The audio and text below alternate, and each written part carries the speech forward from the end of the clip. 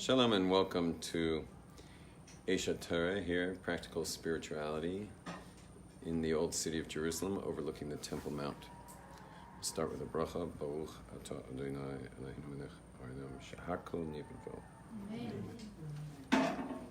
You know, the Torah juxtaposes two types of thieves. There are thieves that are called ganavim, and there are thieves that are called gazlanim. So there's the ganav and the gazlan. The ganav is the regular type of burglar thief who doesn't want to get caught, because most thieves don't want to get caught, they don't want to be seen. And the gazlan is like the, it's called a shodeda, oh my gosh, a mugger. Like, the mugger is not afraid of you. You know, they're not afraid of people. They'll just steal outright. And in some societies, people are just ripping stuff off. Like, for example, a looter, someone who's looting, you know, with surveillance cameras and iPhones filming and stuff, and they're all just running in there and stealing stuff straight out of the store, you know, in broad daylight. They have these like what are they called? Oh, flash mobs. Flash mobs are called? Yeah. Flash mobs, where like, flash mobs is when a gang of like 10 thieves just jump into a store, grab everything, and jump out and run. And so, anyway, those are called gazlanim. So this week's parsha, which is Parshas Noach, is talking about a very serious crime, which is basically gezel. And one of the terms that's used to describe it is the word Hamas, which is kind of interesting that Hamas tipped the scales. The word Hamas is not, in Hebrew, is not the terrorist organization. Rather, it means financial treachery. Like, for example, not lending someone when you could is Hamas. If you could have helped somebody with a loan and you didn't, that's called Hamas. And so financial treachery, usury, including thievery, is part of Hamas.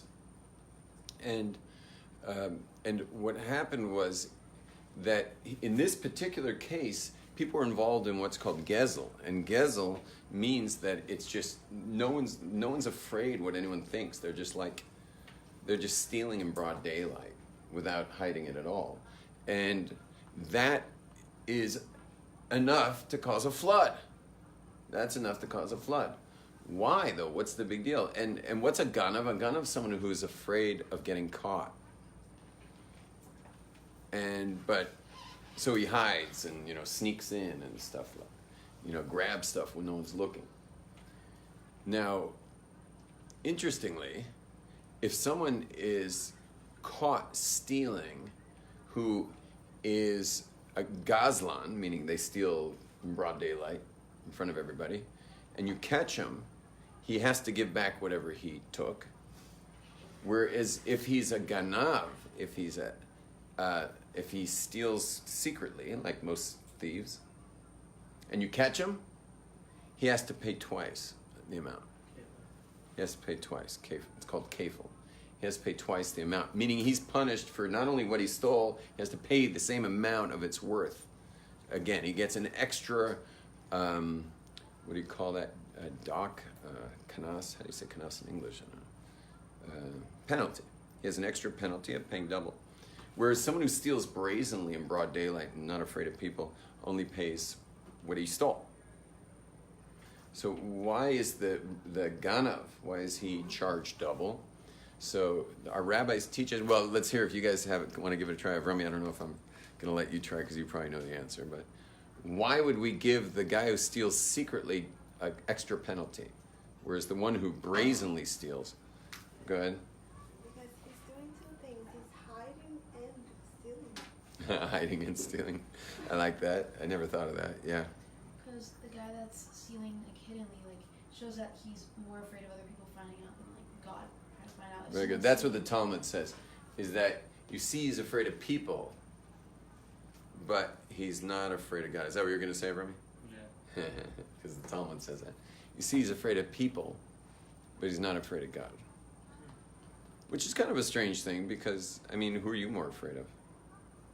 Probably if we looked at our lives, we're probably also more afraid of people than God. You know, we're more busy with trying to please people, more busy trying to avoid looking bad in front of people much more than we are worrying about what God thinks of us. So we're kind of like the Ganav in a way. We're a bit like the Ganav. We probably have more in common with the Ganav than, I mean, you do meet people who are just completely reckless publicly, but most people are not so reckless publicly, but they're extremely reckless privately. And especially Jews, because Jews we have like thousands of laws that we have to fulfill. Sometimes we have to do stuff, sometimes we have to not do stuff, but much of that takes place in your privacy. So for example, someone would more likely break Shabbat privately than publicly, because they're concerned what people think, but they're not that concerned what God thinks. Clear? Now, the world was destroyed in this week's Parsha. Humanicide. This isn't just genocide. This is humanicide. The world was destroyed because of Gezel, because of just, meaning the lesser of the two evils is considered Gezel, where you're just like, I'm not afraid of anybody. Not afraid of God, not afraid of people. You're kind of like more, in a way you could say the Gazlan's more real, because he's just not afraid of anybody, not afraid of God, not afraid of people. He's just being who he is. Whereas the Ganav is pretending to be someone he's not. He's pretending to be a regular citizen, while in fact, behind the scenes, he's stealing. That seems like the worst guy. You understand? It really seems like the Ganav's the worst guy, because at least the Gazlan. Yeah, do you guys want me to write Ganav and Gazlan just to so you don't get? Yeah. Even though I've taught, it's only 2 words, and I've translated both about 20 times already. I tried to spell it. So I'll do it in English. Ganav is the secret thief, and the Gazlan is the brazen thief. Mafia is usually secret. Mafia is more Ganavim, and the Gazlans, the flash mob thieves. Okay. More nuts salad over there? Yeah. If you don't mind dumping them on the table so the bag doesn't get crinkled. Oh, like however many you're planning on eating. Yeah. Get them dumped out of it. That stuff costs more than falafel, doesn't it? 20 shekels. Isn't that amazing? Mixed nuts costs more than getting a meal at a falafel store. This is like 3. Okay. So it's clear that the Ganav's really much worse guy in various ways, and it's clear the Gazlan's also a pretty bad guy too, because he's just simply dangerous. He doesn't care what you think. He's pretty dangerous too. But which one caused the world to be destroyed? The Ganav or the Gazlan? The Gazlan caused the world to be destroyed. And the question is why? Why did the Gazlan have God create the flood that destroys the world? Why is it the Gazlan that causes the flood and not the Ganav? And there's a couple different answers you can give for that. One answer is, at least with humans pretending they're good, society more or less stays intact. Like, if everyone's pretending to be good even though they're not good, society keeps its order more or less. Okay, everyone's pretending, but it more or less stays within order. Whereas in a society where everyone's gone to the point where they just don't care what anyone thinks anymore, and just it's a society of thievery, of what's called in the Torah Hamas. When the societies become a society of Hamas, so then God just destroys the world. Like then the whole place gets wiped out. Okay, something to think about. Another issue. Well, you guys tell me, why do we destroy the world over the Gazlan? So what do you think we're holding now, society, socially, between these? I think we're in the Ganav times. But I think the flash mobs are in the Gazlan times. They have nothing to lose. There's a lot. Like Brazil, you said you're from Brazil. They're pretty brazen. There's a lot of Gazlanim in Brazil, right? Are people not so afraid with anyone? In They're Rio. both in. Rio. I would not want to live in a city that has a lot of Gazlan. That would be scary. You know, Jerusalem has very little of both. Meaning, Jerusalem, guys, Jerusalem has very little. It has very little. What do you call this kind of crime? Like armed robbery and burglary. No. All this kind of Strong crime, arms. There's no strong arms. rape, molestation, all Yeah. this kind of stuff, thievery and things like that. So it's interesting that we have extremely low numbers. We have some of the best numbers in the world on domestic crime. No, domestic's in the home, right? Yeah. What's the term for these kinds of crimes? Crime rate. No, what's the term for this kind of crime? The actual Like felon, violent crime. No. Domestic violence?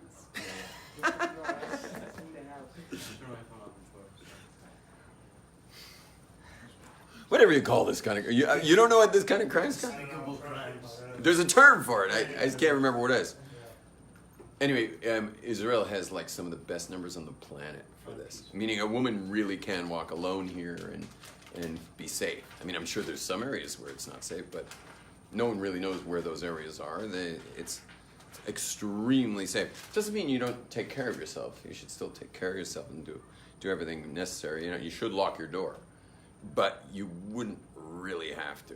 Like if you're worried about, you can leave your house every day in Jerusalem, more or less, with the door open, and come back day after day after day after day after day after day.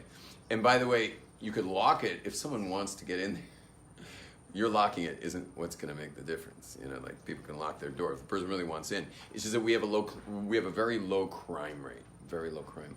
Apparently in Israel we're dealing with much heavier stuff. You know, we're more worried about like someone blowing themselves up or something. And it's interesting that our police are not very good at crime. Our police are really bad at crime. And when you go to the police and you say there was a crime, you know, and you file your report. And you say, so what are you guys going to do about it? They always answer the same thing. They say, Ein koach adam. Ein koach adam. Which can be literally translated as, the man ain't got no strength. Yeah? But what it means literally, koach adam means manpower. They say, we don't have manpower for that. So just say goodbye to your stuff. Do you have insurance? They always ask you if you have insurance. Because then they click, check a box. They had insurance. There's like no So we can cops here either, completely ignore it. But you can have someone rob your house in Jerusalem with chocolate cake all over their fingers for fingerprints, and the cops still won't really show up unless something really crazy was stolen. But they're just not good at it because we don't have. That's not the crime in Israel. Anyway, but that's not our subject. Let's get back to our subject. I'm asking you guys, why does God destroy the world over the brazen thieves, over Gazlan? Well, to me, the answer is actually in Bereshit 6:4. Yeah. It actually is talking about the fallen angels mating with a woman. It's actually Right. So he's bringing up, what's your name? Carlos. Carlos. Carlos is bringing up a separate subject. I mean, the same subject, but what I didn't share with you guys is there was another half. It was Hamas, which means what? Someone translate Hamas?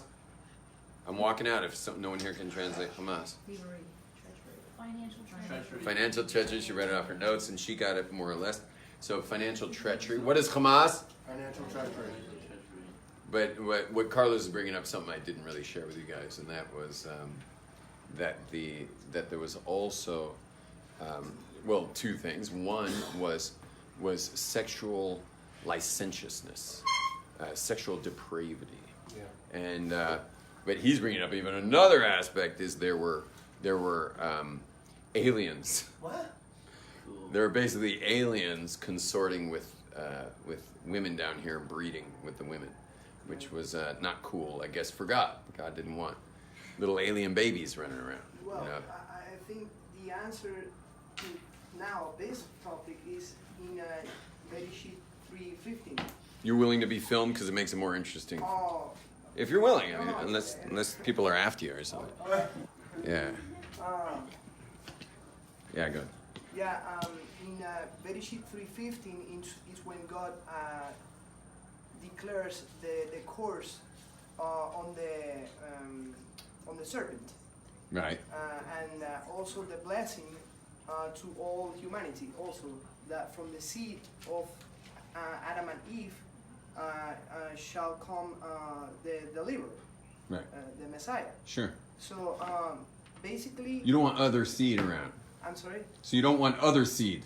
Exactly, but what's Genesis Bereshit 3:15 is talking about is that from the seed of Adam and Eve is gonna be born the one who is gonna crush Satan's head.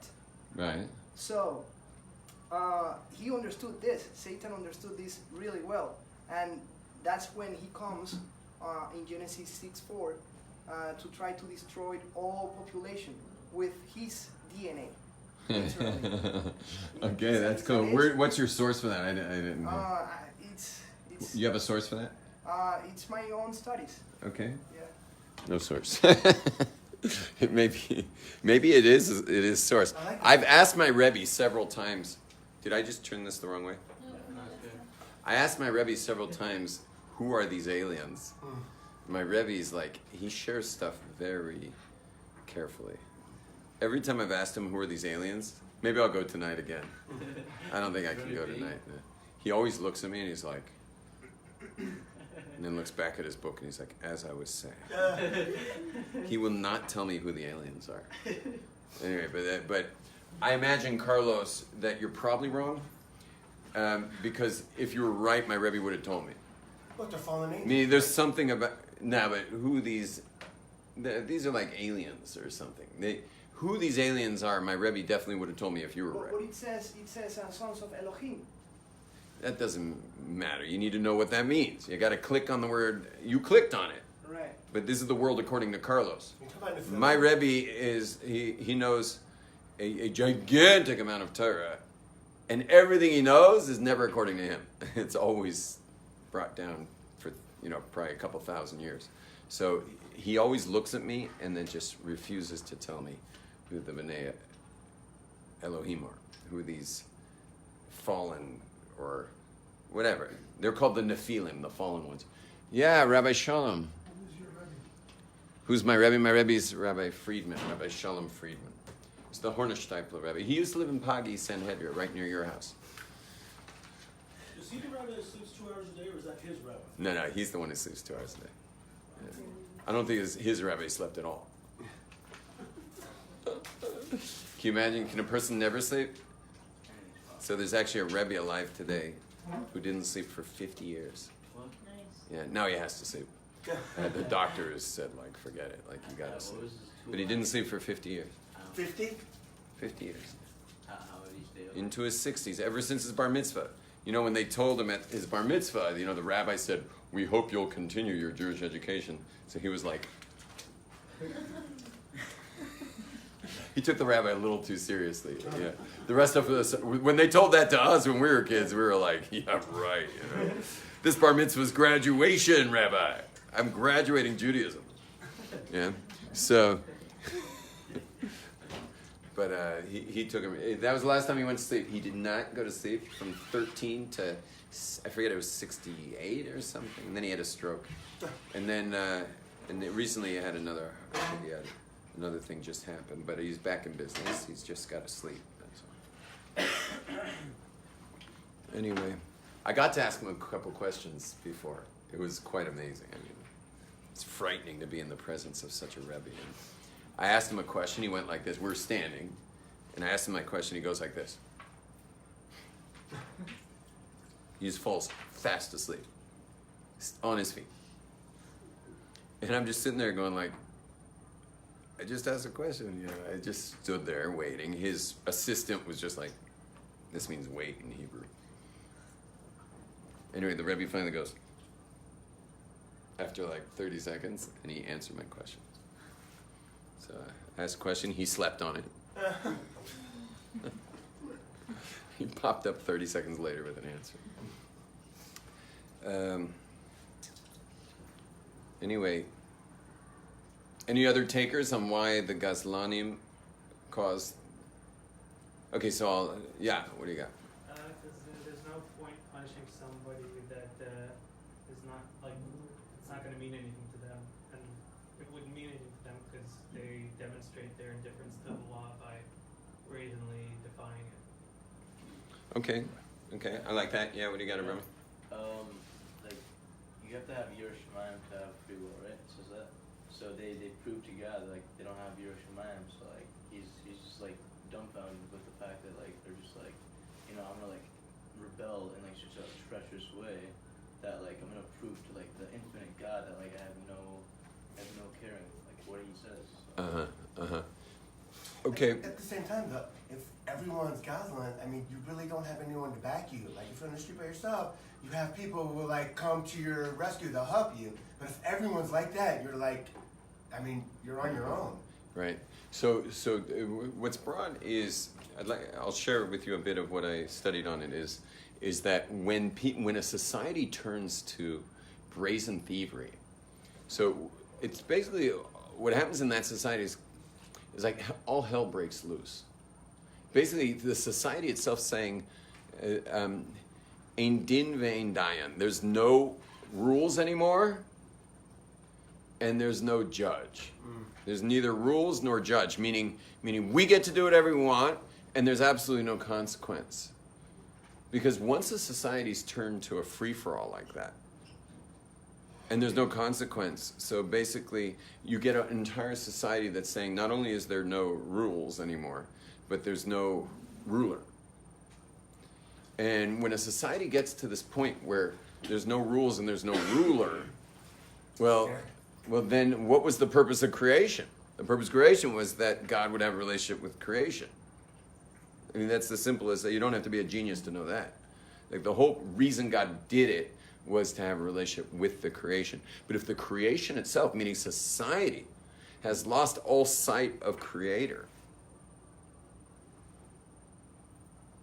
has lost it totally. So there's no such thing as a creator, because you see everyone acts like it's a free-for-all.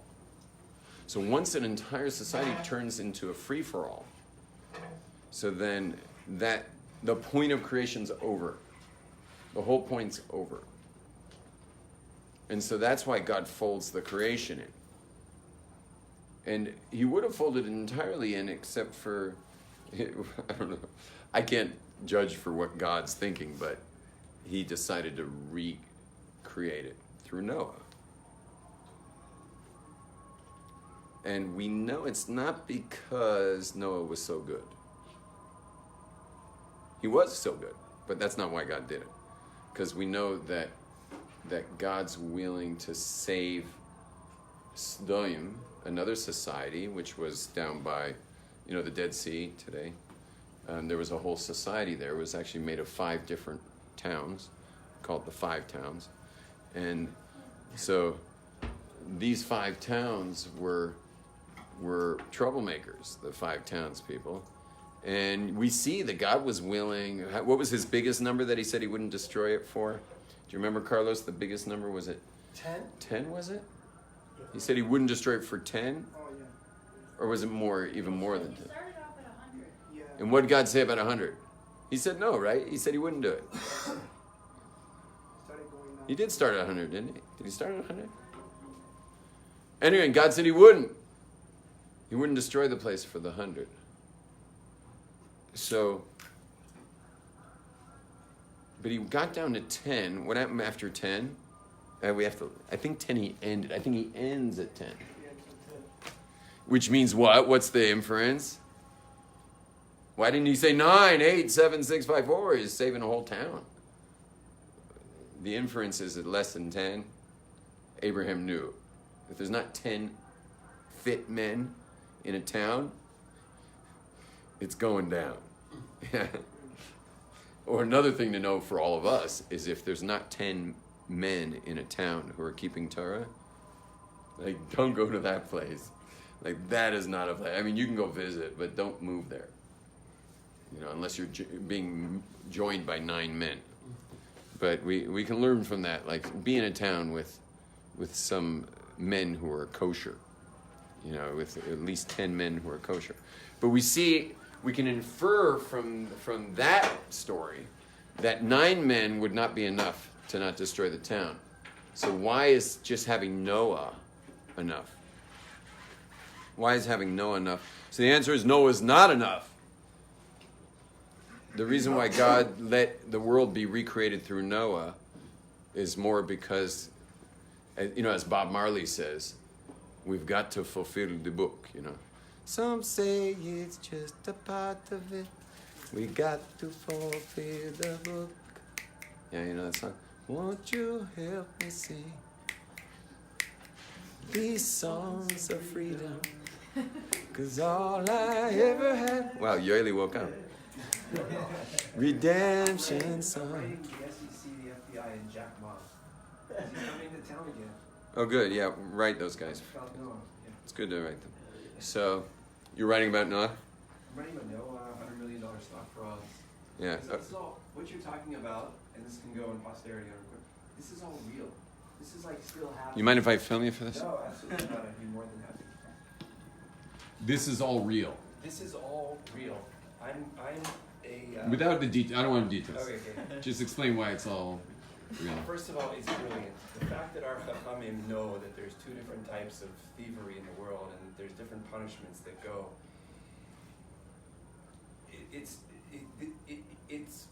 In order for us to understand where we are situated, hundreds and hundreds of meters from the Kadosh Kadoshim, the holiest place on earth, and we just heard the call of the Muzen 15 seconds ago, that we're living in a world of opposites.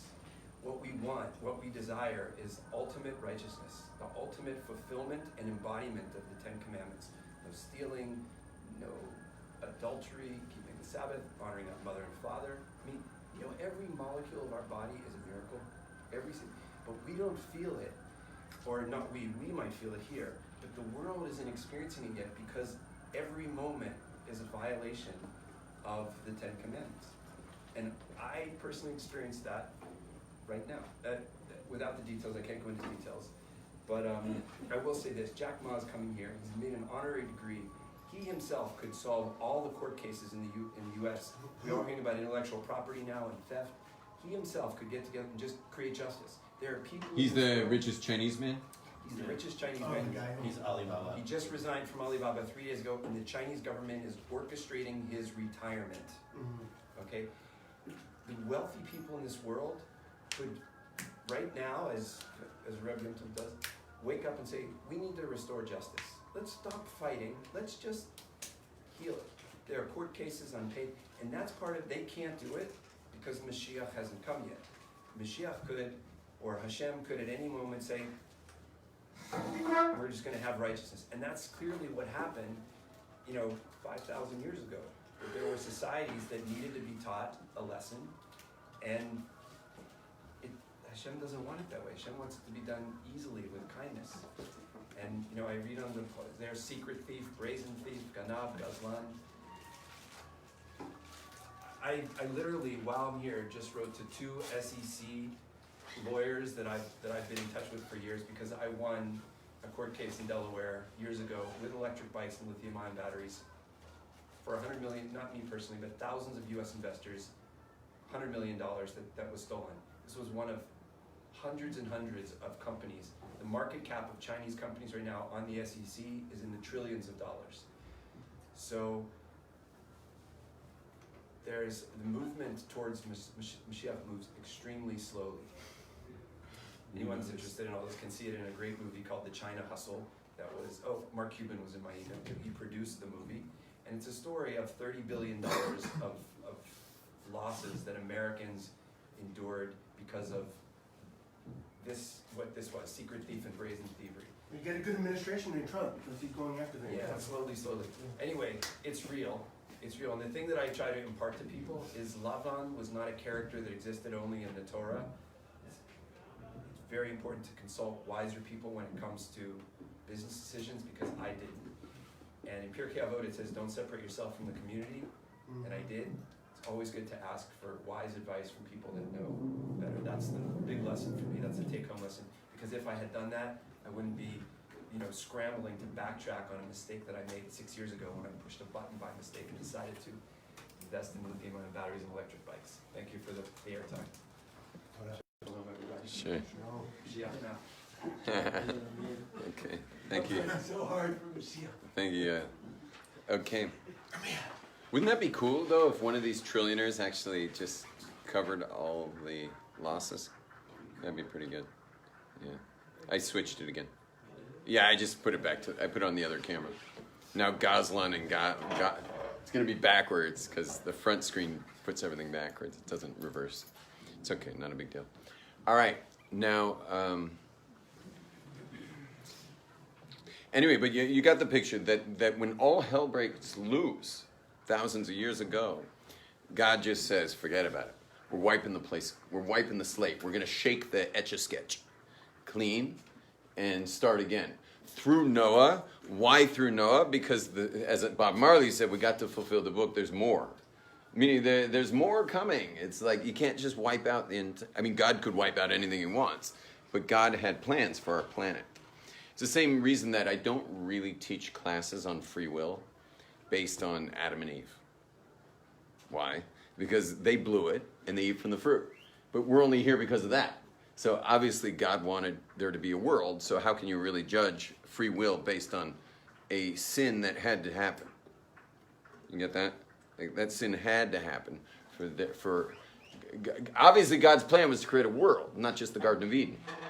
So Adam had to eat from the fruit in order to get thrown out of the garden, and for us to all learn that lesson. What lesson? What's the lesson of Adam and Eve? What's the lesson? We gotta get, you guys, if anything you leave Jerusalem, you at least have to come back with a lesson of Adam and Eve's, like the original sin. What was the lesson? Don't worry, you're not being filmed, so I'm not here to embarrass anybody. I just want to make sure you guys got this lesson. Yeah? Take responsibility for your own actions. Nice. Were they thrown out of the garden for eating the fruit? What did God say to them? Yeah, he just said Ayeka, as if he doesn't know. He knows what they did. He just wanted to give them a chance. Give them a chance to take responsibility. But what did Adam say? She made me do it. What did she say? The snake made me do it. He went that way. And God said, oh, you want to hide? You want to hide from what you did? Okay, let me show you what that's all about. And then God just went, blew creation into what we have now, which is a totally different setting where you don't really get to have private conversations with God unless you're a prophet. But we haven't had a prophet in 2,500 years, so we're kind of stuck. Wait, 2,500 years. Since the time of the rebuilding, the Second Temple was the last prophets.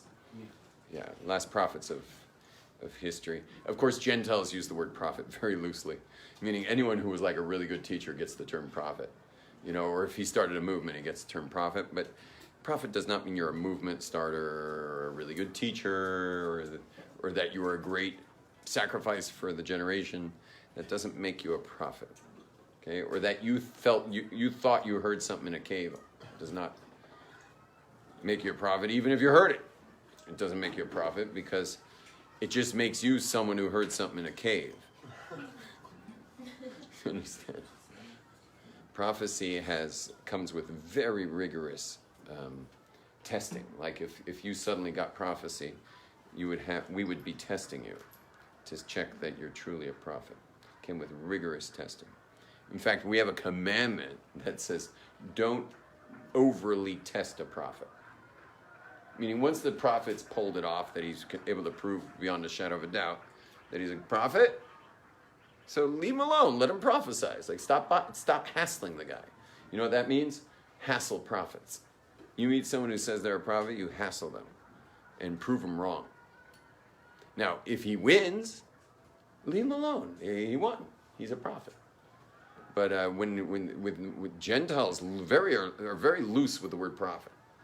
You know, they just, anyone who is, started a movement gets the term prophet, something like that, or anyone who is considered saintly suddenly is a prophet.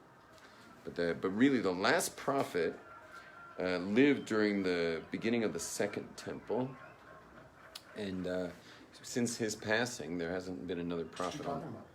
Who was that?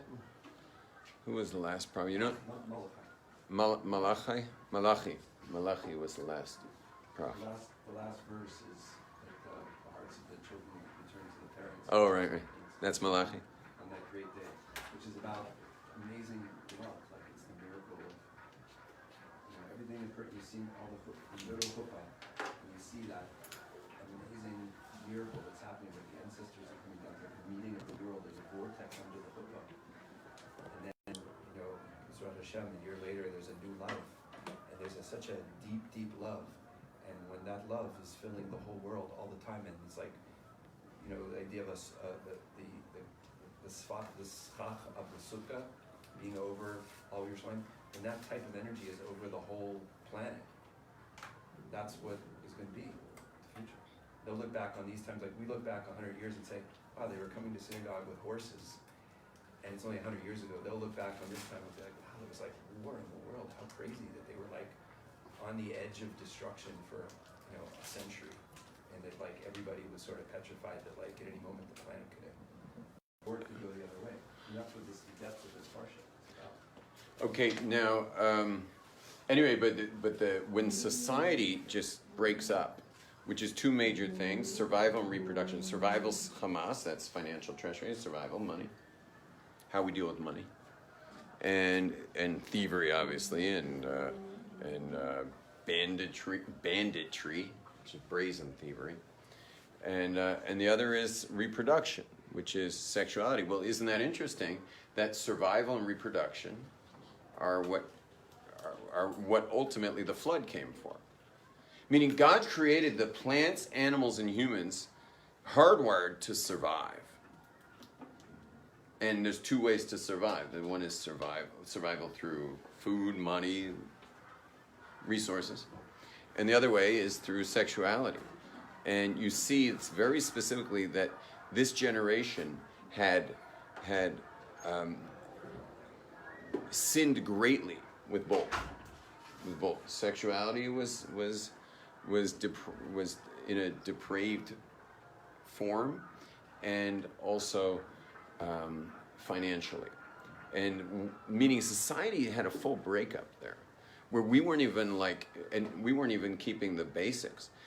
By the way, you know the story of the 2x2s, the animals coming to the ark 2x2. So we have a tradition that says that the society can get corrupt itself. Like the actual society can go fully corrupt. And the corruption of the society affects everything. And that even animals were intermating with other species.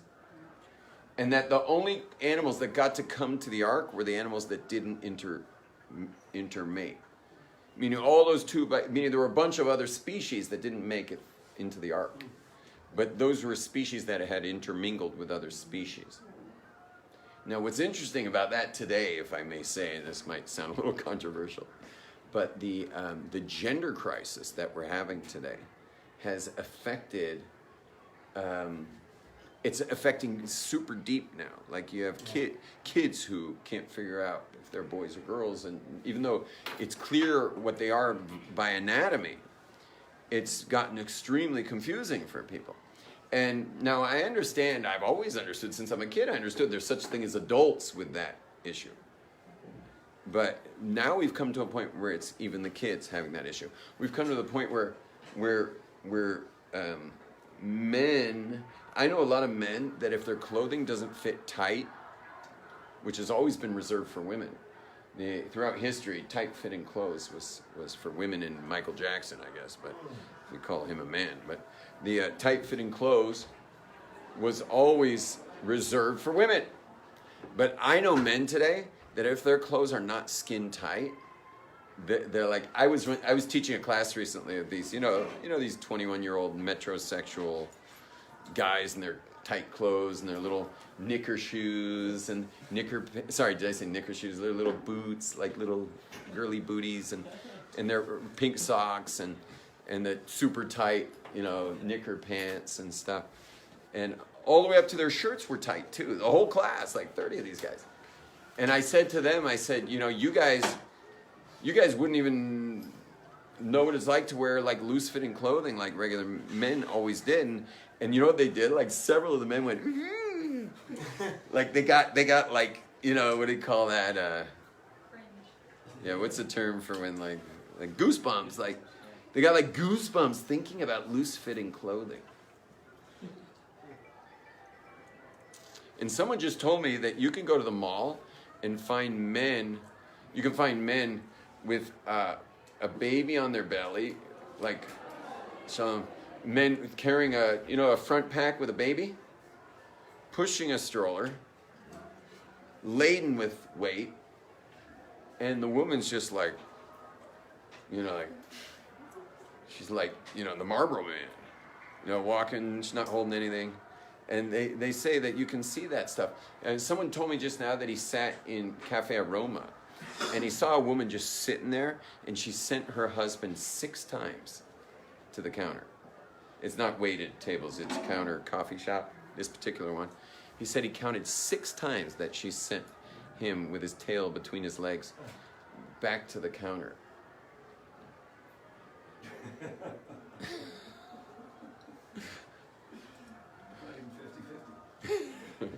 So anyway, but we learn from this week's parsha that like the actual nature of creation can shift, like the actual the actual world can get adulterated. Like we can actually have it that way, that things will get shifted around so much that to the point where like our anatomy becomes irrelevant.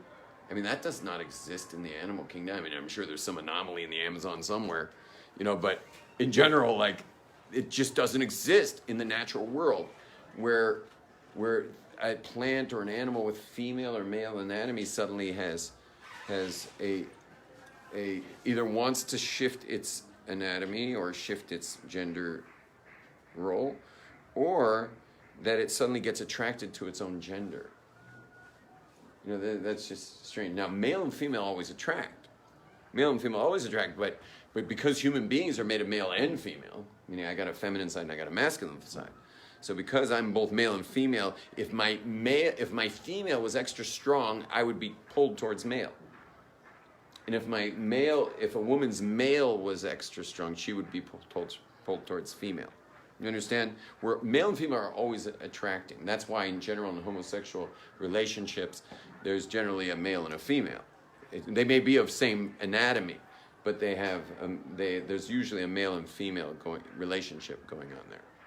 And so, but we've come to a point where people are, meaning it's beautiful when a man's feminine sides develop, but we have men who haven't developed the male side.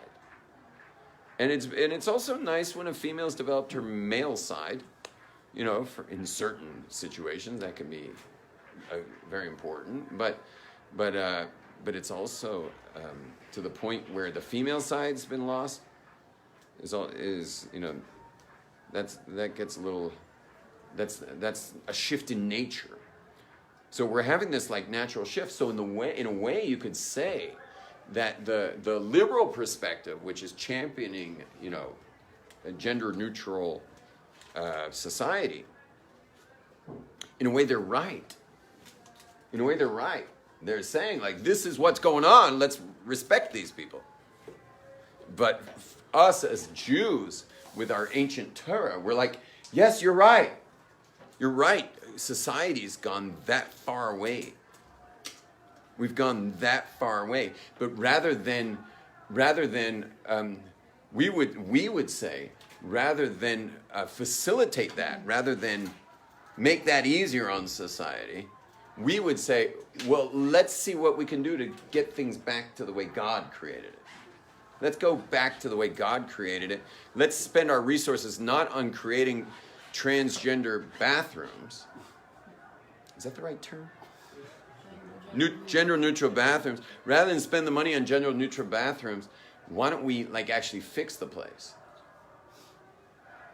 It'd be like spending all my money figuring out another way to keep my kids' teeth from falling out because they all refuse to brush, instead of educate them on brushing teeth. You understand? Like I'm not gonna go spend $1 million trying to figure out a new way to keep kids' teeth in their mouths. I'm gonna train my kids how to brush because there's something wrong with their relationship to brushing teeth.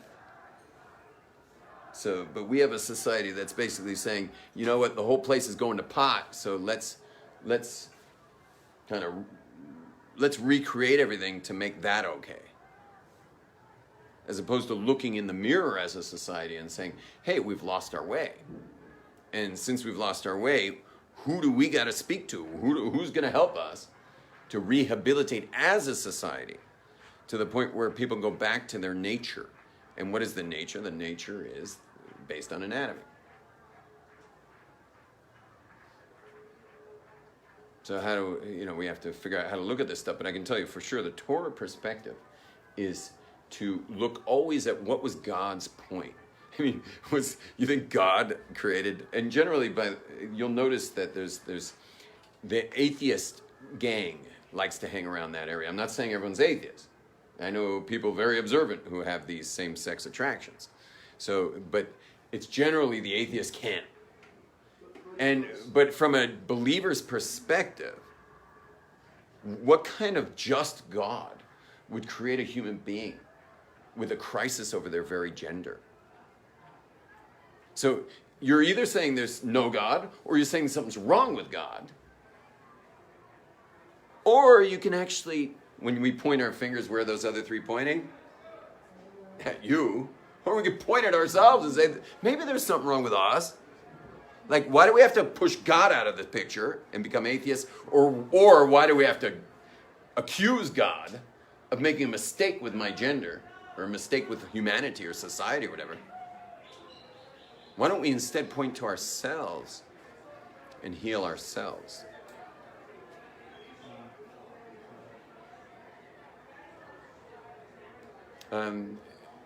This amazing rabbi in the back, he actually collects money for a family that eats whatever our class gives him. So if we give them change, they drink. If we give them bills, they eat. So feel free to give generously. It goes literally directly to a family for Shabbos. Okay? Shalom, everybody, and have an amazing Shabbos.